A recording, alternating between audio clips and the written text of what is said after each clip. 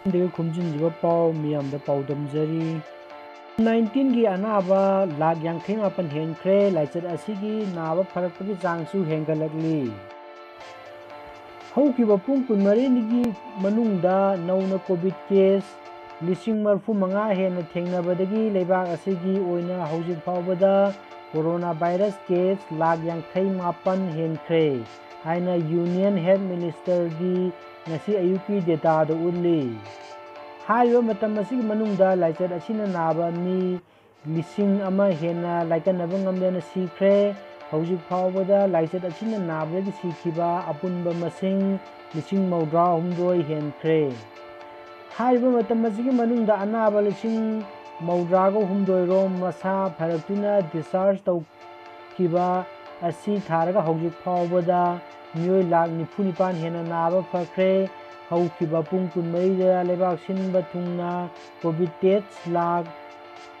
93.3 तौबा ngamkhre India असि लाइचत असिना सोल लबा मालेम के अनिसुबा लेबाक ओइरिबनी मणिपुर की ओना कोविड 19 पॉजिटिव ओइदुना लाइकन नरकपा मियोय चनीगा निफु मरी हौखिबा पुंग कुनमरीदा मसा फगलकपदगी डिस्चार्ज तौखिबा लोइनना लाइचत असि संदोरकपा हौरकपदगी ngasi ayuk phawbada laichat asina nabagi apunba masing lising mapan ga chatret maudraga mathoi yore naba phabagi sang sada hundraga tare dasmik taruk mari yore ngasi ayuk phawbada nupi marfu nithoi yauna miyoi chani ga mari nauna positive oiba thengnare positive oiraba sing adu Imphal West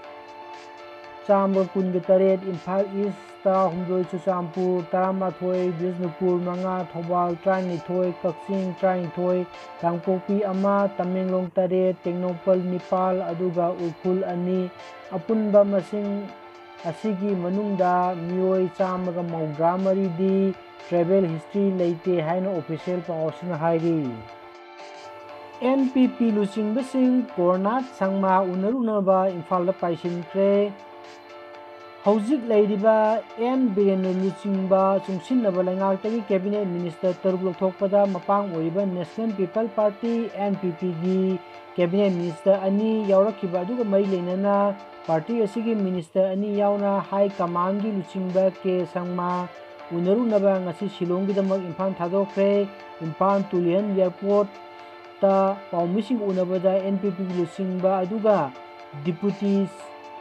chief minister Y Joy Kumar ना हाई party high commission लौरप वारेप अदु अरोइब ओइगनी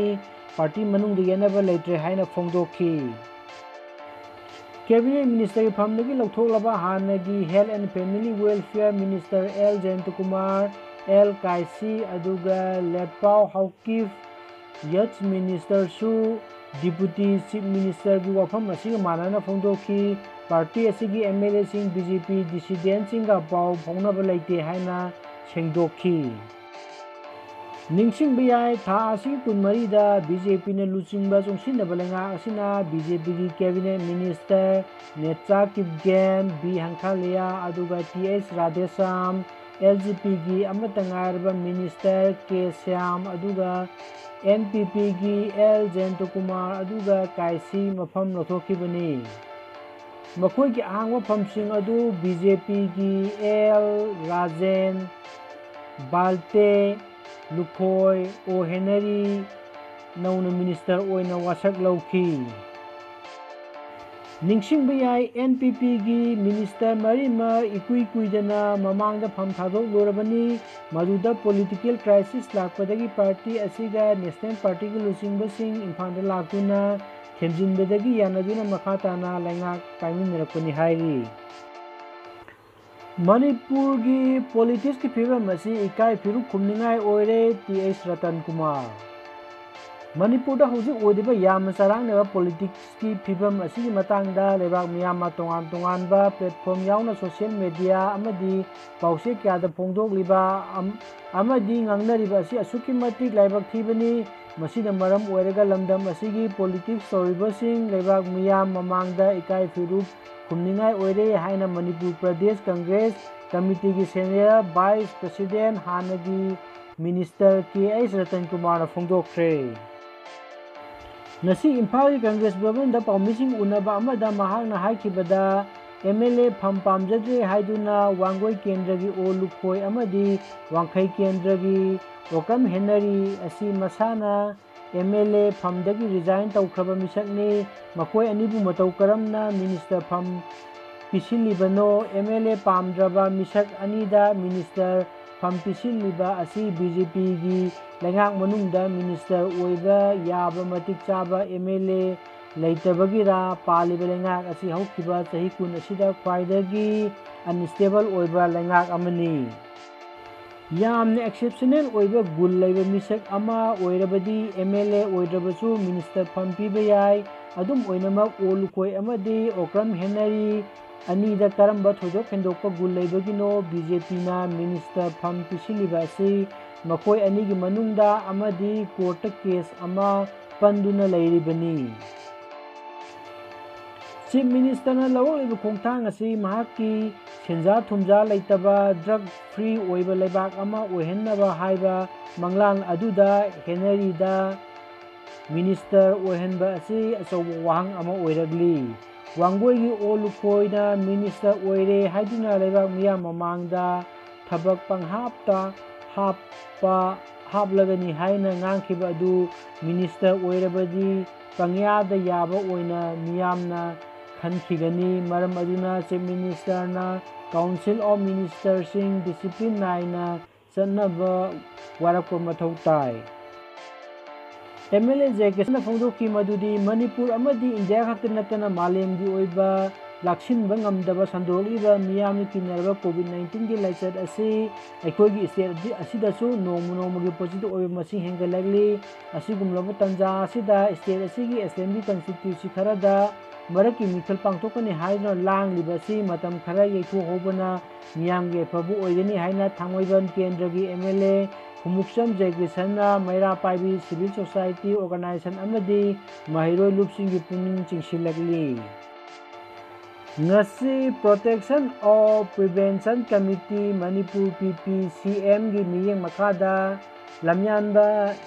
ꯏꯔꯥꯕꯣꯠ ꯅꯤꯡꯁꯤꯡ ꯊꯧꯔꯝ observation ꯀꯝꯃꯤꯇꯤꯅ ꯁꯤꯟꯗꯨꯅ ꯁꯤꯡꯖꯃꯩ ꯆꯤꯉꯥꯃꯈꯥ ꯑꯣꯏꯅꯥꯝ ꯂꯩꯀꯥꯏ ꯀꯝꯃꯨꯅꯤꯇꯤ ꯍꯣꯜꯗ ꯂꯝꯌꯥꯟꯕ ꯏꯔꯥꯕꯣꯠ ꯂꯩꯈꯤꯗꯕꯒꯤ 69 ꯁꯨꯕ ꯅꯤꯡꯁꯤꯡ ꯀꯨꯝꯑꯣꯟ ꯊꯧꯔꯝ ꯂꯩꯉꯥꯛꯅ ꯄꯤꯕ COVID-19 SOP ꯉꯥꯛꯅ ꯄꯥꯡꯊꯣꯛꯈ꯭ꯔꯦ꯫ ꯌꯨꯝꯗ ꯂꯩꯇꯕ ꯗꯥꯛꯇꯔ ꯑꯃꯒꯤ ꯃꯤꯡꯗ ꯖꯣꯕ ꯀꯥꯔꯗ ꯁꯥꯗꯨꯅ MGNREGꯒꯤ ꯁꯦꯜ ꯂꯧꯊꯣꯛꯈ꯭ꯔꯦ꯫ ꯕꯤꯁꯅꯨꯄꯨꯔ ꯗꯤꯁꯇ꯭ꯔꯤꯛꯀꯤ ꯅꯝꯕꯣꯜ DC ꯕ꯭ꯂꯣꯛ ꯃꯅꯨꯡ ꯀꯩꯅꯧ ꯒ꯭ꯔꯥꯝ ꯄꯟꯆꯥꯌꯠ ꯄ꯭ꯔꯙꯥꯟ, ꯋꯥꯔꯗ ꯃꯦꯝꯕꯔ ꯑꯃꯗꯤ ꯁ꯭ꯇꯥꯐꯁꯤꯡꯅ ꯒ꯭ꯔꯥꯝ ꯄꯟꯆꯥꯌꯠ ꯑꯁꯤꯒꯤ ꯋꯥꯔꯗ ꯃꯦꯝꯕꯔ 6ꯇ ꯃꯤꯑꯣꯏ ꯀꯌꯥ ꯖꯣꯕ ꯀꯥꯔꯗ ꯄꯪꯄꯥꯟꯗ ꯄꯥꯟꯁꯤꯟꯗꯨꯅ ꯑꯔꯥꯟꯕ ꯇꯧꯕꯁꯤꯡꯒꯤ ꯃꯅꯨꯡꯗ ꯂꯩꯕ ꯋꯥꯔꯗ ꯑꯁꯤꯗ ꯂꯩꯕ ꯃꯁꯥ ꯅꯧꯔꯤꯕ ꯗꯥꯛꯇꯔ ꯍꯧꯖꯤꯛꯅ ministry of health affairs medical officer ꯑꯣꯏꯕ ꯑꯃꯕꯨ ꯌꯨꯝꯒꯤ ꯑꯍꯜ ꯁꯥꯗꯨꯅ ꯍꯧꯈꯤꯕ 2018ꯗꯒꯤ ꯃꯥꯔꯆ 30ꯗꯒꯤ ꯍꯧꯖꯤꯛ ꯐꯥꯎꯕ ꯃꯁꯥ ꯈꯪꯗꯅ NREGSꯀꯤ ꯁ꯭ꯀꯤꯝ ꯖꯣꯕ ꯀꯥꯔꯗ ꯁꯥꯗꯨꯅ ꯈꯨꯠꯁꯨꯃꯟ ꯂꯧꯊꯣꯛꯂꯝꯂꯦ ꯍꯥꯏꯅ people acts for national democratic movement ꯄꯥꯟꯗꯝꯒꯤ ꯆꯦꯔꯣꯜ ꯑꯃꯅ ꯍꯥꯏꯔꯤ꯫ BJPꯒꯤ ꯊꯧꯃꯤꯁꯤꯡꯅ ꯀꯪꯒ꯭ꯔꯦꯁꯀꯤ ꯊꯧꯃꯤꯁꯤꯡ ꯈꯨꯠ ꯊꯥꯔꯛꯂꯦ ꯍꯥꯏꯔꯤꯕ ꯋꯥꯐꯝ ꯑꯁꯤ ꯑꯔꯥꯟꯕꯅꯤ꯫ ꯅꯤꯃꯥꯏ BJPꯒꯤ ꯋꯥꯀꯔ ꯈꯨꯃꯟꯊꯦꯝ ꯅꯤꯃꯥꯏꯅ ꯍꯥꯏꯈ꯭ꯔꯦ ꯍꯩꯔꯣꯛꯇ BJPꯒꯤ ꯋꯥꯀꯔꯁꯤꯡꯅ ꯍꯩꯔꯣꯛ ꯀꯦꯟꯗ꯭ꯔ ꯌꯨꯊ ꯀꯪꯒ꯭ꯔꯦꯁ ꯀꯝꯃꯤꯇꯤꯒꯤ ꯊꯧꯃꯤꯁꯤꯡꯗ ꯈꯨꯠ ꯊꯥꯔꯛꯂꯦ ꯍꯥꯏꯔꯤꯕ ꯋꯥꯐꯝ ꯑꯗꯨ ꯑꯔꯥꯟꯕꯅꯤ꯫ BJP ꯋꯥꯀꯔ ꯑꯃꯠꯇ ꯈꯨꯠ ꯊꯥꯈꯤꯕ ꯂꯩꯇꯦ꯫ ꯋꯥꯐꯝ ꯑꯁꯤ ꯉꯁꯤ ꯍꯩꯔꯣꯛ ꯀꯩꯊꯦꯜꯗ ꯄꯥꯡꯊꯣꯛꯈꯤꯕ ꯄꯥꯎꯒꯤ ꯃꯤꯐꯝꯗ BJP ꯋꯥꯀꯔ ꯈꯨꯃꯟꯊꯦꯝ ꯅꯤꯃꯥꯏꯅ ꯐꯣꯡꯗꯣꯛꯈꯤꯕꯅꯤ꯫ ꯅꯤꯃꯥꯏꯅ ꯃꯈꯥ ꯇꯥꯔꯗꯨꯅ ꯍꯧꯈꯤꯕ ꯁꯒꯣꯜꯁꯦꯟ ꯅꯨꯃꯤꯠꯀꯤ ꯅꯨꯃꯤꯗꯥꯡ BJP ꯍꯩꯔꯣꯛ ꯃꯟꯗꯜꯒꯤ ꯃꯤꯐꯝ ꯑꯃ ꯍꯩꯔꯣꯛ ꯀꯦꯟꯗ꯭ꯔꯒꯤ ꯃꯤꯍꯨꯠ ꯑꯣꯏꯔꯤꯕ ꯗꯥꯛꯇꯔ ꯔꯥꯙꯦꯁ꯭ꯌꯥꯝꯒꯤ ꯍꯩꯔꯣꯛ ꯊꯣꯛꯆꯣꯝ ꯂꯩꯀꯥꯏꯗ ꯄꯥꯡꯊꯣꯛꯇꯨꯅ ꯍꯟꯗꯛ ꯃꯤꯅꯤꯁꯇꯔ ꯔꯥꯙꯦꯁ꯭ꯌꯥꯝꯕꯨ ꯗ꯭ꯔꯣꯞ ꯇꯧꯔꯛꯄꯒꯤ ꯃꯇꯥꯡꯗ ꯀꯨꯞꯅ ꯈꯟꯅꯈꯤ꯫ ꯃꯤꯐꯝ ꯑꯗꯨ ꯂꯣꯏꯔꯕ ꯃꯇꯨꯡꯗ ꯍꯩꯔꯣꯛ ꯀꯩꯊꯦꯜ BJP ꯋꯥꯀꯔꯁꯤꯡꯅ ꯃꯌꯨꯝꯗ ꯍꯜꯂꯛꯄꯗ ꯂꯝꯕꯤꯅ ꯃꯁꯥꯅ ꯃꯁꯥꯕꯨ ꯍꯩꯔꯣꯛ ꯀꯦꯟꯗ꯭ꯔ ꯌꯨꯊ ꯀꯪꯒ꯭ꯔꯦꯁꯀꯤ ꯄ꯭ꯔꯁꯤꯗꯦꯟꯠꯅꯤ ꯍꯥꯏꯖꯕ ꯃꯥꯏꯕꯝ ꯇꯣꯝꯊꯤꯟ ꯀꯧꯕ ꯃꯤꯑꯣꯏ ꯑꯃꯅ ꯂꯨꯆꯤꯡꯕ ꯃꯤꯑꯣꯏ ꯈꯔꯅ ꯂꯝꯕꯤꯗ ꯕꯣꯝꯕꯤꯂꯥ ꯊꯥꯗꯨꯅ ꯂꯩꯔꯝꯈꯤ꯫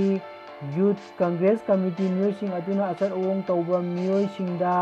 ꯄꯪꯂꯥꯎꯗ ꯂꯥꯎꯁꯤꯟꯕ ꯊꯦꯡꯅꯈꯤ꯫ ꯃꯗꯨꯗ ꯑꯋꯥꯏ ꯑꯈꯨꯝ ꯇꯧꯔꯛꯄꯗꯒꯤ BJP ꯋꯥꯀꯔꯁꯤꯡꯅ ꯈꯨꯠ ꯊꯥꯅꯕ ꯀꯣꯟꯅꯔꯛꯄꯅꯤ ꯂꯥꯏꯕꯛ ꯐꯕꯗꯒꯤ ꯍꯦꯔꯣꯒꯤ ꯄꯨꯂꯤꯁꯀꯤ ꯇꯤꯝ ꯑꯃ ꯃꯇꯝ ꯆꯥꯅ ꯂꯥꯛꯇꯨꯅ ꯅꯥꯀꯜ ꯑꯅꯤ ꯈꯥꯝꯗꯣꯛꯅ ꯑꯗꯨꯝ ꯅꯤꯡꯊꯤꯅ ꯀꯟꯇ꯭ꯔꯣꯜ ꯇꯧꯕꯗꯒꯤ ꯄꯥꯝꯗꯕ ꯊꯧꯗꯣꯛ ꯑꯃꯠꯇ ꯊꯣꯛꯈꯤꯗꯦ ꯍꯥꯏꯔꯤ꯫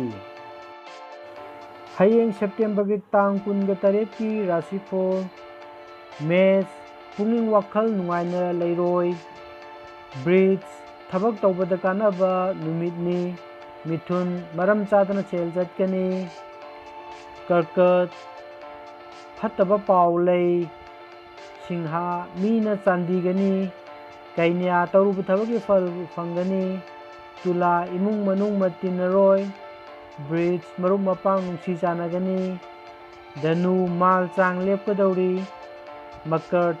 ꯊꯕꯛ ꯍꯧꯕ ꯌꯥꯒꯅꯤ ꯀꯨꯝꯚ ꯅꯨꯡꯉꯥꯏꯕ ꯄꯥꯎ ꯂꯥꯛꯀꯅꯤ ꯃꯤꯅꯥ ꯍꯛꯆꯥꯡ ꯀꯌꯥ ꯅꯨꯡꯉꯥꯏꯔꯣꯏ꯫ ꯉꯁꯤꯒꯤꯗꯤ ꯃꯇꯥꯡ ꯑꯁꯤꯗ ꯂꯣꯏꯖꯔꯦ ꯌꯦꯡꯕꯤꯔꯤꯕ ꯃꯤꯄꯨꯝ ꯈꯨꯗꯤꯡꯃꯛꯄꯨ